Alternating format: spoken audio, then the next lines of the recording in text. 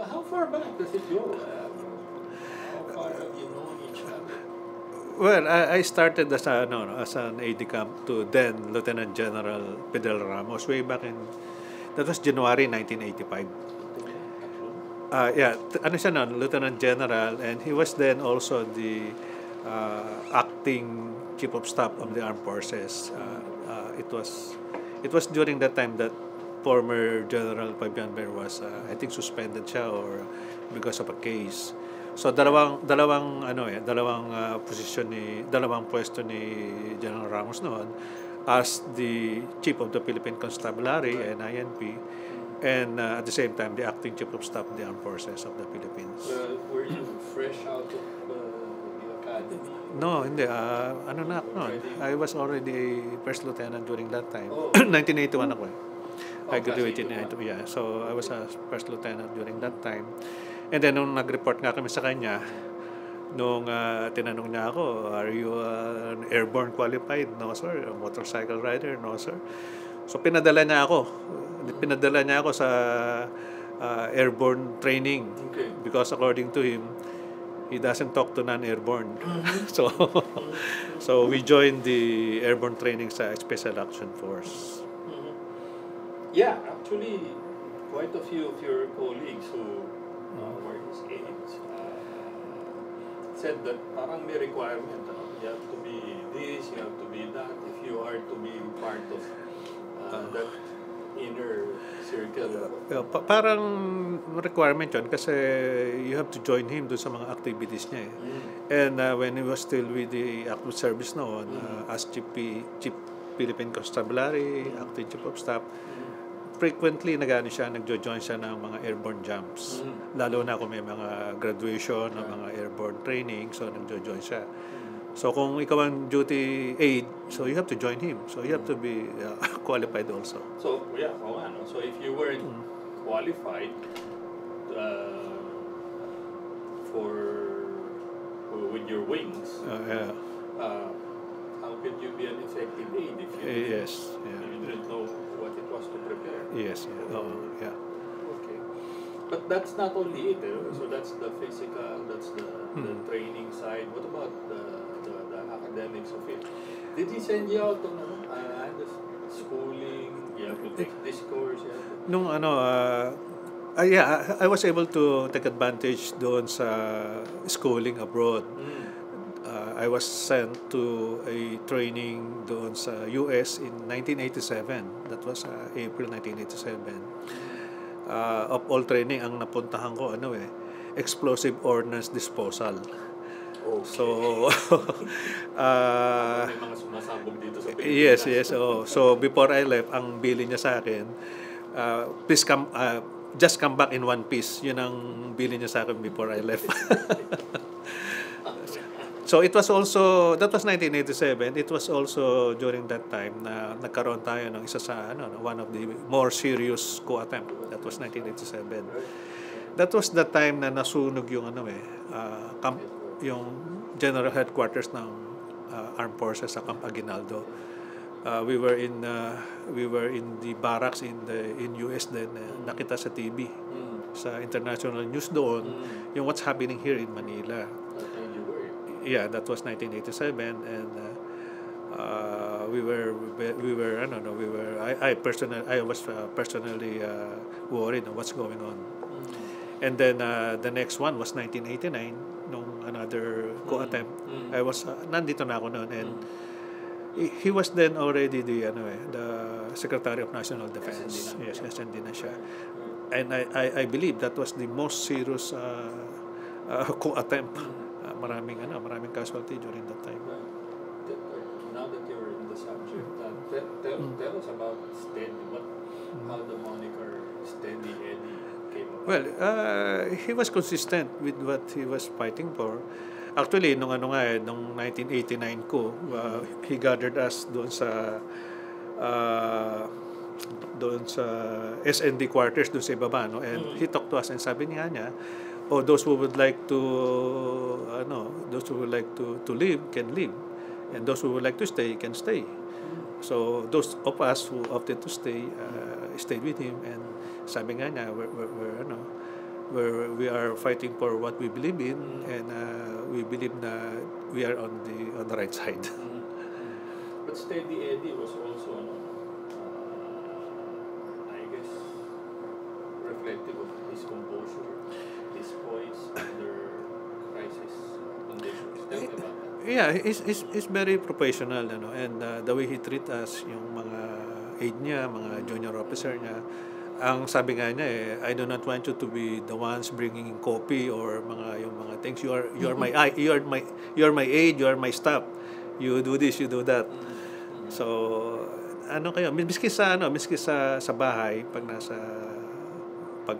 bahay kami niya, we were treated as officers, as guests.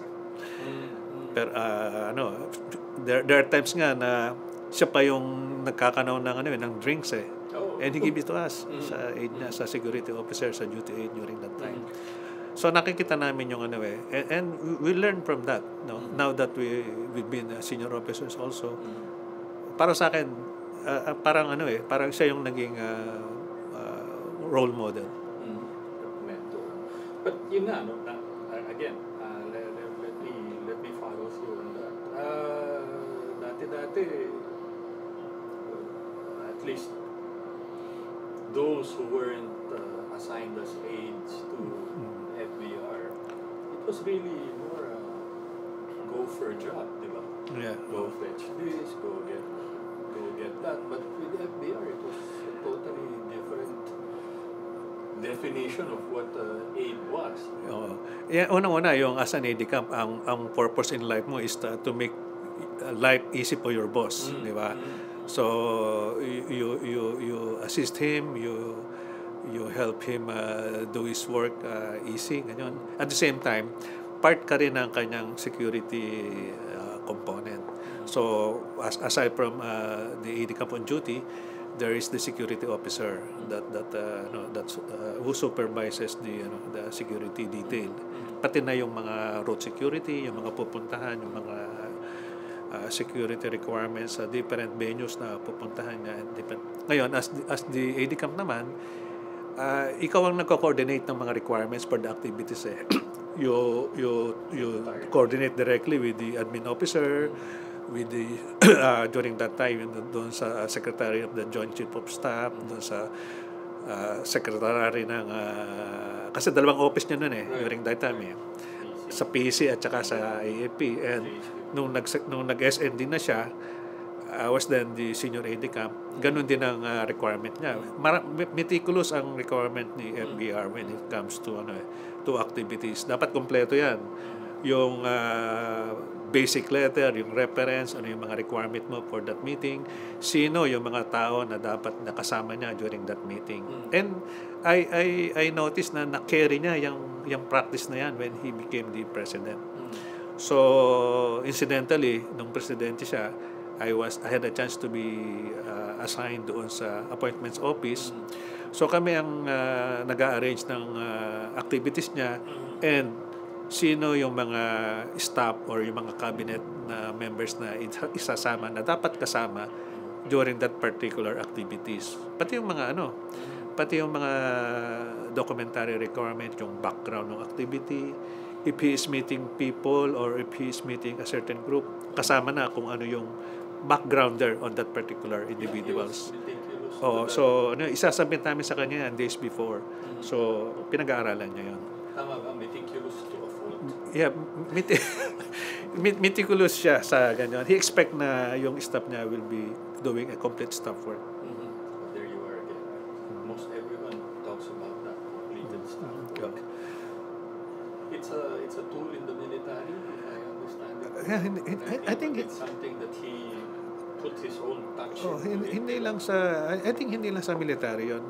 Siguro miski sa civilian organization is a practice, kaya lang hindi nila na-recognize na yun ang tawag doon is a complete staff work. So meaning before you present your work to the chief, dapat dumana yon doon sa concerned staff na dapat daanan. Dapat may input na doon yung staff na dapat may input para hindi yung kulang-kulang. siyempre magtatanong yung staff mo, is this your recommendation? Did you consult somebody or mga ganon? So dapat nandun na lahat. Na-consider mo na. Na-consider mo na lahat. Let me get back to you. If I understand correctly, you already had a MEK, no? Yeah, I You had a degree and you decided to join the PMA, yeah. Philippine Military Academy. Yes. Was that a calling? Hindi ko alam. I had 3 years sa college Ah, education sa Mapua. Taking up, I took up electrical engineering. Mas mataas Electrical pala. engineering. Naka 3 years ako dyan before I entered the PMA. So you really Siguro joined the military. siguro subconscious ako, unconsciously nasundan ko yung steps ng father ko. Is in the military. He was in the military also. Okay. Sabi nga nila kung ano yung pinapakain sa iyo, yun ang nagpupunta sa internal system mo. And from the same period, so I suppose you were hearing about who General Ramos was. Yes. During that time, mga early 80s or mga late 70s, popular among the PMA graduates yung Philippine Constabulary.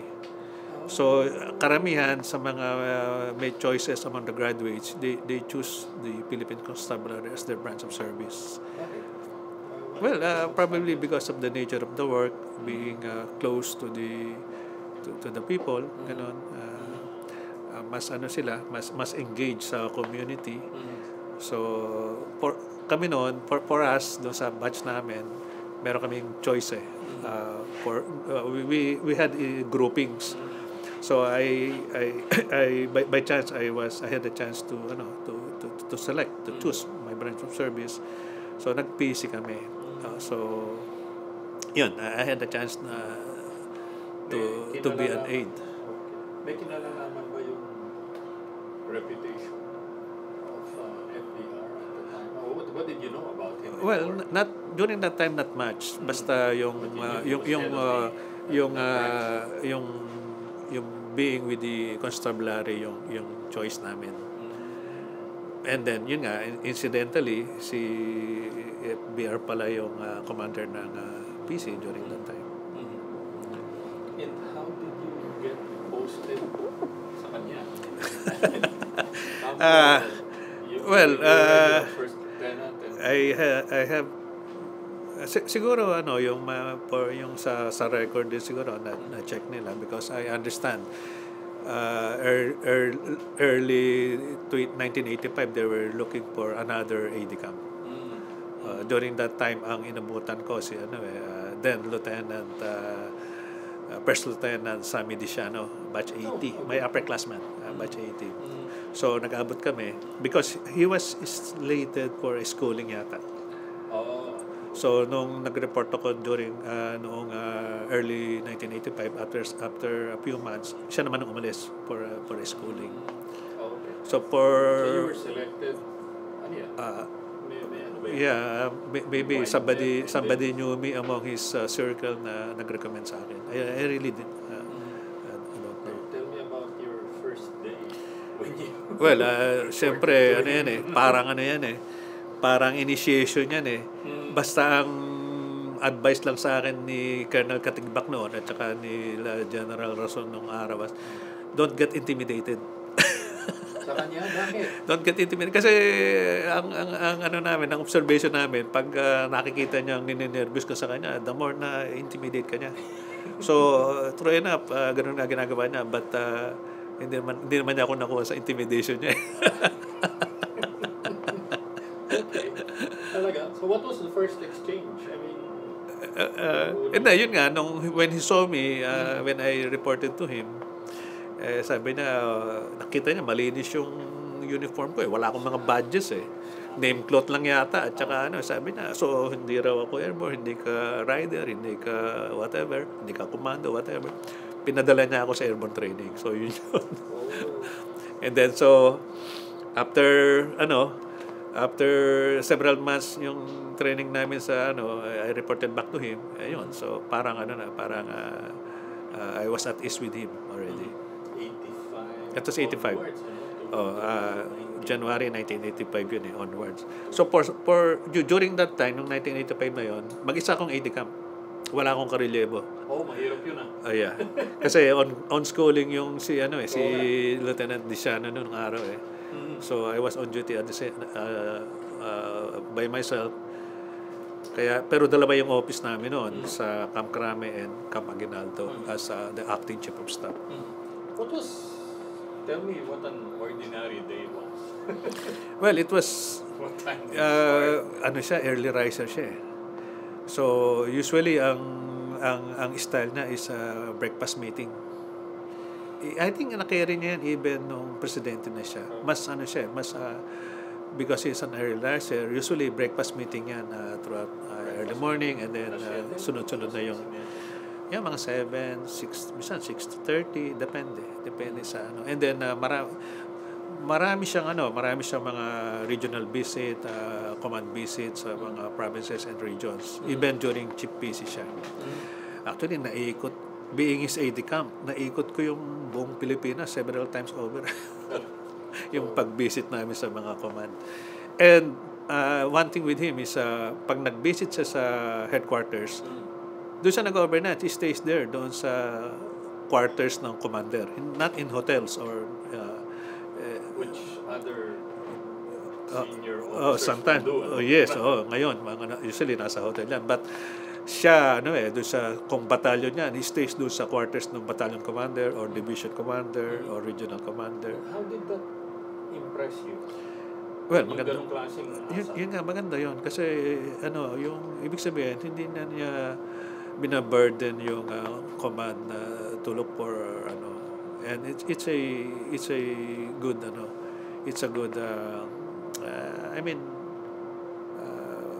magandang pamarisan ng ibang commander pag nagbibisit. And then the next day, automatic yun, pan run, early in the morning. PT? PT. Magja-jogging siya together with the troops. And then yung tinatawag niya na pandesal breakfast. Kasi kasama sa guidance niya during his field visit. No long convoys, mga ganyan. No walang mga tarpaulins, mga welcome sign na ganyan. No lavish meals. Tapos yun nga, yung kanyang kung mag-stay siya overnight, he will stay doon sa quarters ng commander. Kung battalion commander yan, kung division commander yan.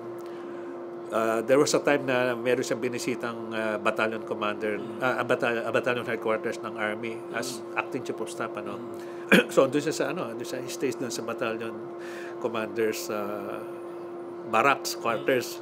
Kami, yung mga aide at yung mga security, hanap pa lang kami ng table dyan or bangko dyan. We stay there. So, and also, for us, that's okay kasi secured ka. I mean, yung security, more or less, na-address na. Nasa loob ka ng kampo eh. Nasa loob ka ng kampo. Rather than stay doon sa hotels or sa city or sa kung ano mga building. Yes. Pero may ba yun sa'yo? May social cost ba? I mean, that you had for a long while, you were solo. What I mean by social cost? Family life? Siyempre, sacrifice talaga yun kasi talagang 7 days a week yan. Usually, swerte na lang kung libre ka sa Sunday, pauwiin ka niya. Ganun yun. So we stay doon sa Camp Crame, may quarters kami doon during that time. At ngayon, nung naman siya, noong presidente naman siya, kasi as doon sa appointments office noon, both social and official activities covered namin eh. So as long na may activity siya, meron sa engagement, naka-alert kami. Pero ganun pa rin yan. Yes, so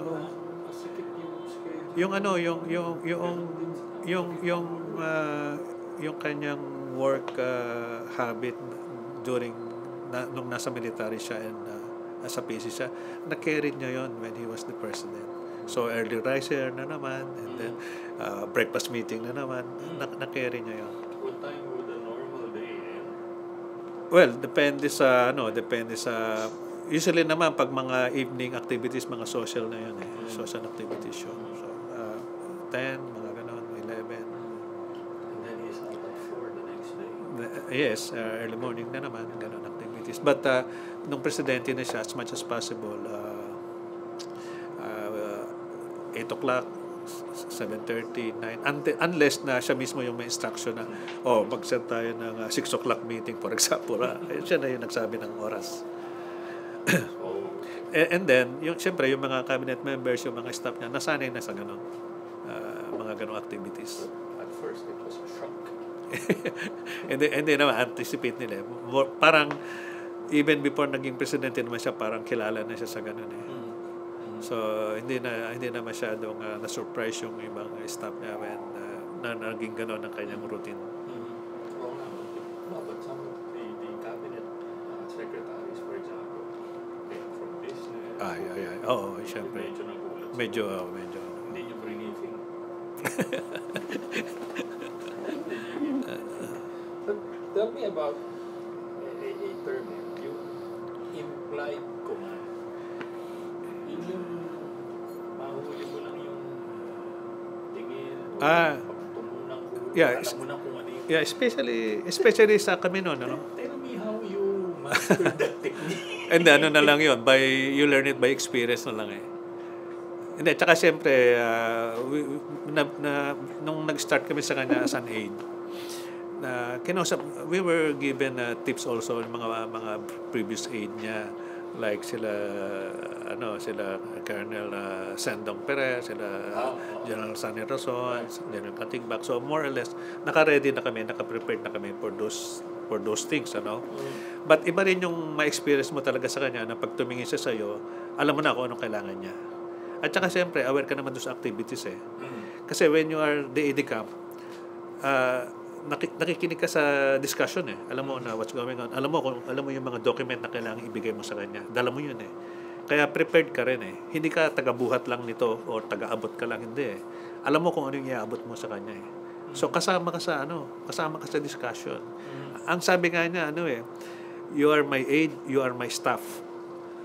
Kung halimbawa may meeting sa region, for example, wala yung staff na kasama, ikaw ang nagte-take note doon. Ikaw ang magbibigay ng information na kailangan niya. So, executive assistant, sir.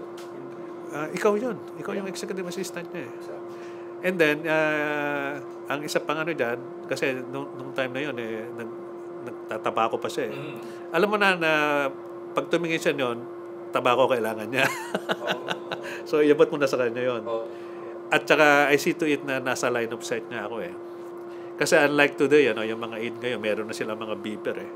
Nung time na yun, wala eh. Walang cellphone noon, so kailangan nasa line of sight ka niya. Ngayon, I see to it na makikita niya ako at saka makikita ko siya kung lalabas siya. So, see and be seen. So it's very unbecoming, it's very difficult na makalabas siya na hindi mo alam na iwan ka sa loob ng venue, di ba? So ang ginagawa ko nga minsan niya, nakaharang ako dun sa dadaanan niya para alam ko talaga na lalabas siya.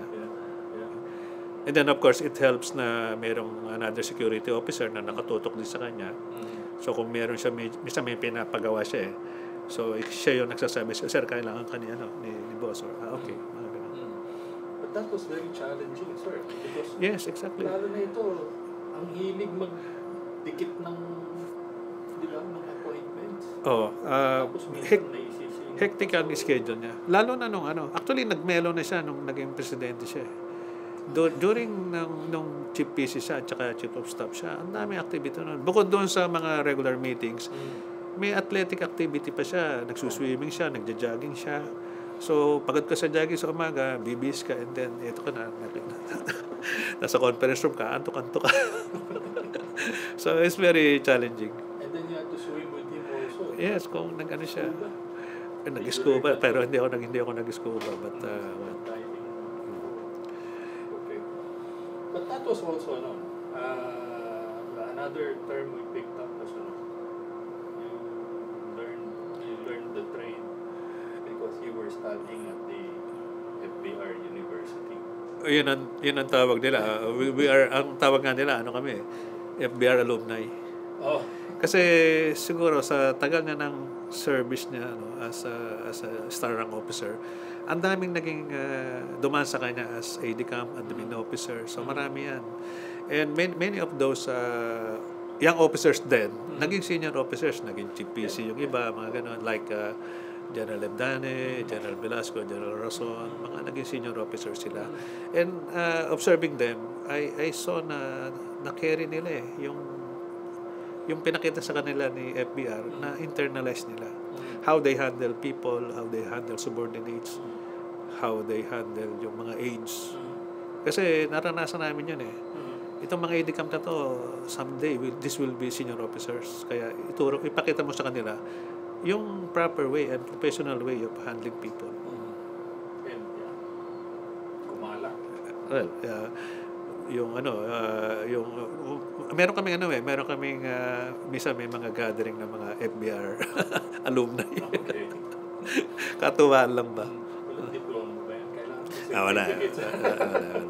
Okay.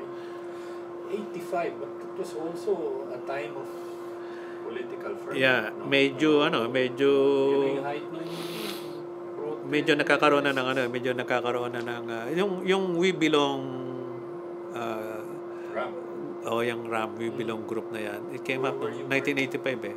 On duty na ako noon kay FBR. Yeah, but were you... Halos lahat ng mga junior officers naman kasali noon eh. Okay. But then noong 1986 nga yung sa EDSA, di ba?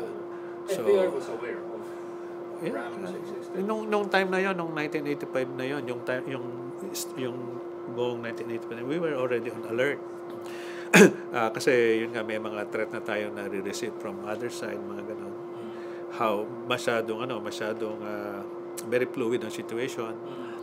So nagkakaroon na ng polarization, di ba? Even in the armed forces. Polarization. So merong identified kuno sa kabilang side, mga ganun, dito sa side na to.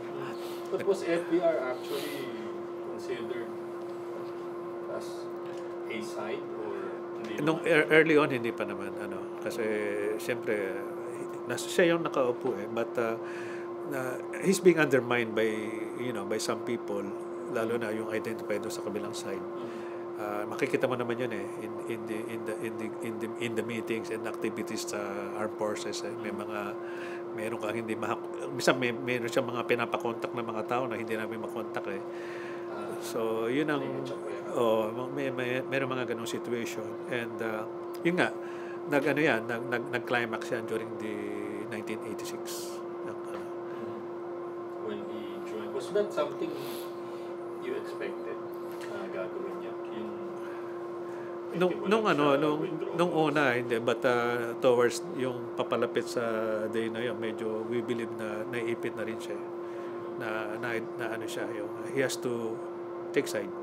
You were posted with him? Yeah, I was on duty during that time. How did it happen? Well, masaya. Actually medyo nagulat din kami sa how it turned out, But during that time we were ready to yung exit strategy was to go underground. He was having a meeting with the civil society group. Merong mga towards na kasi nung pumasok na yung miski nung January early 1986, nakakaroon na ng mga meeting among even mga civilian na active na sa, kasi parang nagda-drum beating na rin yung kabilang side, on the other side. Nagkakaroon na ng tension. Actually when we travel do sa convoy niya, yung staff car na plus security, we are always on alert for any ambush or any eventuality. Ganon ka tense noon. Meron na kami equip yung sasakyan namin. No, yung mga toward December, January 86 na gano'n. Pag yung security ni FBR noon na dinagdagan na namin, and always on alert na. Was there any point during EDSA na nag-alala ka? Yung hindi tayo lulusot dito. Noon, actually wala eh. Hindi. Talaga? I was confident na it will turn out okay. Talaga? Ang sabi ko nga lang noon kasi days before that, nagpagawa ako ng complete set ng white uniform, ng mga sabi ko nga sayang, nagpagawa pa ako. But siguro on the second day, medyo nung nakita namin yung reaction ng tao, and may mga nagpadala na ng mga pillar ng mga military units, and yung PC walang masyadong problema kasi intact yan. But yung sa AAP, for example, nung may mga nagpadala ng mga fillers na medyo we started to feel confident na. What was his composure like during that period? Mukhang naman siya, calculated, but siya, confident siya. Then he was calling all these commands. Yeah. Ako yung inuutos yung tumawag, kami tumatawag. Hindi, kasi ako yung AD camp eh. Ako yung tawagan mo si ganito. So may logbook ako. I kept a logbook din. So nakalagay doon yung pinatawagan niya, sino yung nakontak ko, sino yung hindi makontak, sino yung tumawag. Binigay ko yun sa hiningi yun for gagawa ng history. Hindi ko na-recover yung logbook na yun . Andun yung mga instruction niya . So ano yun? Hours, days? Yes. Nakalagay doon yung kontakin mo si so nakalogbook yun. Sino yung pati yung mga, kasi merong mga personalities na nag-drop by sa sa opisina, sa Camp Crame. Somehow nakalusot sila doon sa cordon, sa andun sila. So naka-logbook yun. Naka-logbook. Yes. So parang para I was thinking na this is history in the making. Oo nga. Yeah, true enough. Naging reference yun ng isang writer. Naging reference yung logbook na yun . Kaya lang hindi ko na-recover. Yes. Makikita mo sana doon kung sino yung hindi makontak. Mga commander. Hindi kasi noon pag tinawagan mo, wala namang cellphone noon. Yeah. So, kailangan nasa office ka, tatawagan mo yung landline or ganon. Sabihin lang ng mga tao doon, sir, nasa labas or so hindi mo na siya makontak. Okay. But successful. Well, yeah. Pero crucial ba yung niya? Do you think his participation na sumama siya with Minister Enrile and the RAM crucial? Kung hindi siya sumali, alam mo? Yeah, I think so. Yes. So, may rin siya, meron ding malaking factor din yun. Kasi yung Philippine Constabulary, except for some elements, kanya lahat yan. Nag-commit sila. Yeah. Okay, so successful. You've already told us about several coup attempts. Depending on who it is you're talking to, it's 5, 7, or 9. Basta ang serious attempt dyan was yung 1987 and 1989. Yan dalawa na yan ang yung nung 1989 yung Camp Crame naman yung nasunog. Yung PC headquarters ang nasunog yung third floor. Yun ang nasunog. And you were all throughout this time you were his senior aide. Yeah, I was with him. Okay. Now the other thing was this was about the time that maybe he started receiving groups who would maybe encourage him to take a look at something higher than just. Did you ever imagine he would run and win? Nung time na yun, nung time na nasa kanya, I was with him. Kasi nung by January 1991 na-reassign ako sa sa 4A. I went back to the PNP. So parang broken service. I think that during that time medyo nagkaroon na ng developments na naisip niya na mag-run for a higher office. Hindi mo napansin na may indication I was in, nagpe-prepare na siya. hindi naman. I was in Mindoro during that time. 91 and a big portion of 92. I was in Mindoro. Oh, okay. But when he made the announcement, naging reaction mo? ano siya? Nag-anunsyo na siya na. Oh, well, ako, I think may chance siya. Umulo ka ba? Hindi, kasi nasa service kami noon eh. Hindi kami pwede na... Siyempre, yung family natin, yung relatives namin, kasali sila sa effort. Yun na yun. But kami, being in the... Kapitan ako noon eh. Yeah. I was a chief inspector na. Kasi transition na rin yun eh. Yung PC to PNP, nag-start ng 91, nung 92, 93, medyo pa yan. Medyo bago pa rin. So, medyo ang feeling mo, PC ka pa rin, at the same time, PNP ka na. Ganun. Yeah, that was the transition. Yes, transition yun. Because of the local government code. Oo, yeah. Yung Republic Act na creating the Philippine National Police. Yes. Okay. The other thing was, napansin mo bang may transformation siya? From stiff. Nangano siya, nagmelo na siya when he was the president. Hindi na not as militaristic, not as strict nung siya. Nung when he was still with the service. Okay. Siyempre, that's understandable kasi ang mga staff niya, mga civilian natin from other, di ba, ibang background ng mga taong because the journalists, for example, myself included, we saw a transition, metamorphosis. Yeah. And then nung kampanya, nakikita mo, mas madalas na humigit Yes. Transform it. Yeah. So he won. Hindi siguro naging naman siya, naging Secretary of National Defense. So meron siyang ito yung time of transition niya from a uniform man, from a military or constabulary or military officer to a civilian official as Secretary of National Defense, and then as president. Siguro andun yung transition when he was with the SND. Were you expecting to join him in the presidency sa OP? No, actually noong buhay mo dun sa nung nanalo na siya, that was July 92.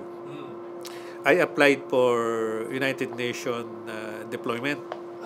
Okay. Yeah. Nag-apply ako doon eh. So we're supposed to Cambodia. We're supposed to go to Cambodia.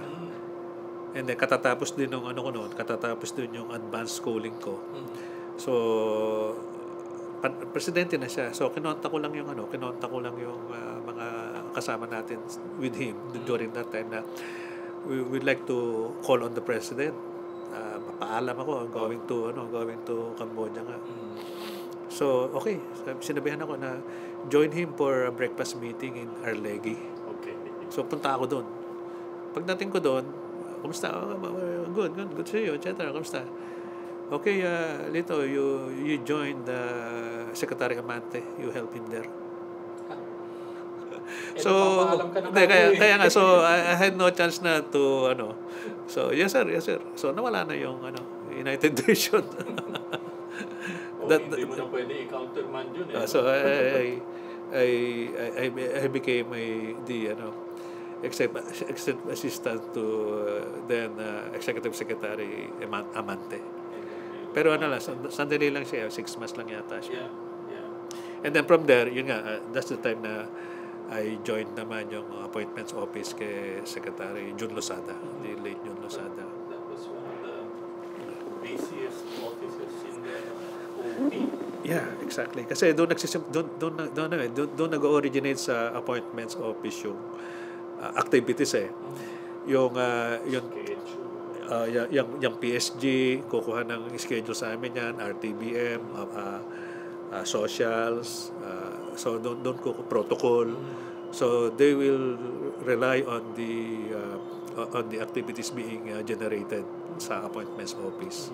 So kami ang nagbibigay ng this is for media coverage, this is for non-media coverage, this is yung venue kung saan gagawin.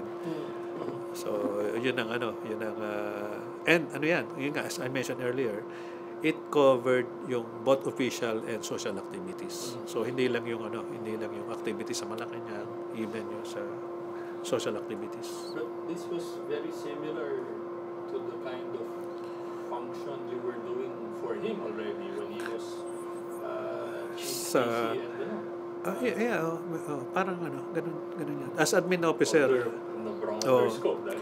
as senior aide camp to the Secretary of National Defense, ikaw yung admin officer niya eh. Ikaw yung nag-oversee ng mga activities niya, yung requirement niya for this activity, out of town activities, regional visit, mga ganun. How challenging was that? Kasi I remember what he said was even the content, di ba? Nung SND siya, I was a captain then. I was doing a work of a more senior officer Right. during that time. But now here he is, president. Medyo anyway, meron pa namang actually si Secretary Losada, John Losada, siya yung appointments Right. secretary. But practically kami naman ang nagpe-prepare ng materials, ng documentation. Kami yung nagagawa ng coordination. Ano na lang siya, more on ministerial yung niya. That was good training. Yeah, exactly. Yeah. Yung experience namin sa kanya, even during the time na junior aide ako sa nung chief PC siya, was already a good training for us. And not only for myself, miskin na yung mga ibang junior officers namin, nakasama namin, who later on became his aide camp also. And was he still mentoring you at this time? Siyempre siguro, pag nagkikita kami, na-recall din niya yung mga, yung experience niya sa amin. Okay. There were observations from the time that FBR militarized the bureaucracy by appointing many of his former officers, his aides, subordinates to key government assignments. Not necessarily cabinet, although there were a few. Pero yun, tulad Well, naman yun understandably naman. Kasi ito yung mga nakasama niya during his long years sa military. Ito yung mga tao na for him, maasahan niya, mga gano'n. Kaya kaya it's understandable.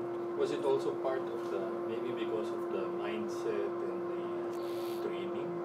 Yeah, kasama yon. Miskin nga si President Duterte, di ba? Yan din yung kanyang sinasabi na he found it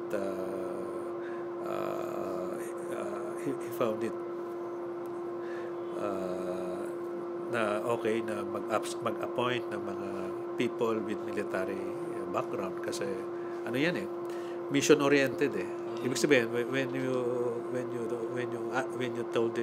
tell them to do something, it's mission oriented, accomplish the mission, parang ganun. And unlike some professions siguro, but si FBR, the more na yun ang feeling niya kasi matagal siya sa serbisyo. Yeah. Dumaan siya doon. And yung mga most of the people na in-appoint niya sa civilian government position during that time, ito yung mga for him maasahan niya.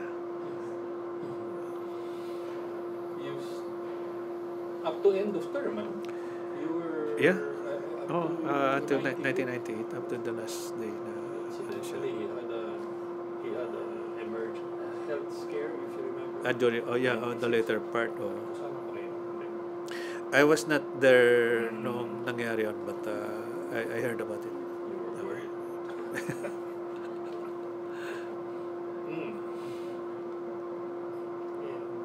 But you stayed on after FBR's presidency. You returned to Yeah, we returned to the mainstream ng Philippine National Police. That's when I got assigned sa region, Davao region. No. Yeah. Which is why. Yeah. For I stayed there for 9 years. Okay. But how have you stayed connected with FBR through the May years? ano naman siyempre yung 'di ba meron nga siya nung office sa sa Makati. So from time to time pag may mga occasion, birthday niya or pag may Christmas party, we were invited to drop by. And then minsan on our own we drop by also to say hello. Seek advice pa rin. Several times nagpunta ako doon, pinainom niya ako nung kape na mayroong coconut virgin oil. Oo nga. Yeah. What are the discussions like? Ano yung napagkukwento? Wala, lang, yung kamustahan, mga how are you doing? So, kinukwento namin siya yung sa office namin. Especially nung nasa service pa kami as senior officer sa PNP na. When I was with the Special Action Force, so binisita ko siya. Kasi we know naman na siya yung siya yung father ng Special Action Force. So, ayun. Up to that time, parang mentor pa rin. Pag may just recently during the activities I think late last year, he was the guest nung inaugurate ng Special Action Force yung museum nila. Andun siya. So, yung mga former commander yung mga dating naging tao ng SASAP, we recognize him as the founder of the unit. Father figure ba rin? Nabanggit mo na parang mentor. Father figure Yes, ba rin? siya yun. Talaga. Ninong ba ba? Hindi. Okay. Is there something that you remember most memorable moment with FBR? Well, Kung saan nandun kayo sa gitna ni... merong marami kasi sa kanya yung papagalitan ka niya kasi maraming papel Ikaw naman wala ka naman magawa kasi ikaw yung aide camp, ikaw yung admin officer. Ikaw magdadala ng mga papers na pipirmahan niya. Gagalit siya sa iyo. Pero sasabihin niya sa iyo, hindi ako galit sa iyo. Galit ako sa mga papers. Parang ikaw lang yung pambuhusan niyo ng But very professional naman siya. Tsaka siya pag nagagalit siya sa iyo, ang pagalitan ka niya dahil doon sa ginawa mo. Hindi personal. And then afterwards, pagdating mo sa bahay, ikaw pa sa server bibigyan ka pa niya ng magkano siya ng drinks doon, bigyan ka pa niya. You're my guest here, sabi niya. What do you want? You're now also at the top of your career. What do you want people to remember about FBR and his record as a public Well, servant? siguro ang importante diyan he stabilized the situation when he took over. Kasi alam naman natin yung before 1992 medyo may problema sa yung military adventurism. Medyo nawala yon when he took over. At saka yung sa kuryente, so siguro yun ang isang i-stabilize the situation sa country and medyo towards the end of his administration, if not for that yung 97 yung financial meltdown, baka maganda-ganda yung but if you remember, medyo na-insulate yung Pilipinas noon nung meltdown na yun but dami tayo doon. But if not for yung mga policies na set up during that time, baka we could have been hit harder ng situation. Is there an FBR legacy that we should remember as a country? Oh, yes, yung meron yung lalo na during his term, we were recognized not only by our ASEAN neighbor, as tayo, as one of the leaders sa region natin. Yeah, not just Diplomacy wise, or we were very active in the international arena during his time. he gave the Philippines a voice again. Lalo na when we hosted yung APEC, di ba? 1996. And we did it also recently also dito. So One last one. Yung yung tobacco. Yun ba yun? dati yun Indicator yan di ba? Ah. What's the weather like? nung una sinisindihan niya. Inabutan ko pa yun nung sinisindihan niya talaga, oo. Okay. So sa loob ng stop car noon, di early morning, bagong paligo ka, bagong suot yung uniforme mo. So paglabas mo ng medyo iba ng amoy mo, amoy tabako ka na. Pero later on, per doctor's advice niya, tsaka kinukulit din siya ni Mrs. Ramos. So hindi na niya sinisindihan. Ginangata na lang niya. Indicator daw yun ng kanyang Pag galit, makikita mo, kagat sa tabako. Ang galit ito. gigil. Gano'n, kita mo. Pero pag medyo maluwag yung pagkakakagat niya sa tabako, okay si boss, relax to si boss. Thank you. Ayun.